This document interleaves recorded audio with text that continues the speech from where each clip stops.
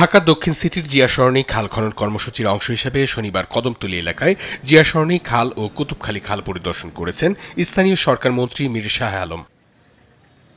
প্রতিমন্ত্রী বলেন, আগামী বর্ষার পর থেকে খালগুলো খনন করা হবে। ইতিমধ্যে পরিষ্কারের কাজ শুরু হয়েছে।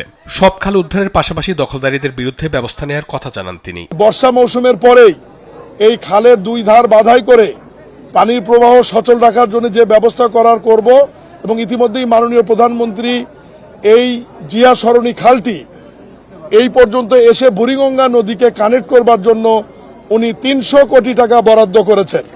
রাজধানীর বেইলি রোড, কাকরাইল ও মগবাজার এলাকায় বিশেষ পরিচ্ছন্নতা ও মশক নিধন অভিযান পরিচালনা করেন দক্ষিণ সিটি কর্পোরেশন প্রশাসক আব্দুস সালাম। বলেন, মশক নিধন ও পরিষ্কার পরিচ্ছন্ন রাখতে কাজ করছে ডিএনসিসি। দেড় যুগ ধরে ভালোবাসার নিড়ে এসিআই পিওর সল্ট। খালগুলোকে সত্যিকার অর্থে প্রবাহমান রাখতে না পারি, খালগুলোকে দখলমুক্ত করতে না পারি এবং খালগুলোকে আবর্জনা মুক্ত করতে না পারি, তাহলে আপনার এইখানেও পরিষ্কার করে কোনো লাভ হবে না।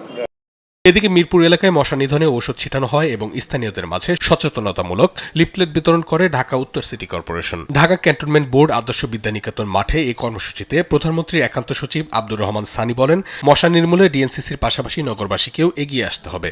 এই যে মশা কিন্তু আপনি ওষুধ দিয়ে, মেডিসিন দিয়ে নিধন করার কোনো উপায় নেই। এটাকে নিধন করতে হবে অত্যন্ত সচেতনতার সহিত। এটা অনলি সিটি কর্পোরেশনের দায়িত্ব বা বাংলাদেশ সরকারের দায়িত্ব না, এটা আমাদের সকলকেই দায়িত্বটা নিতে হবে।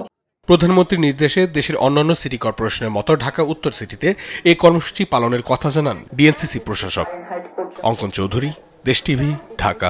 পর্যন্ত হতে পারে।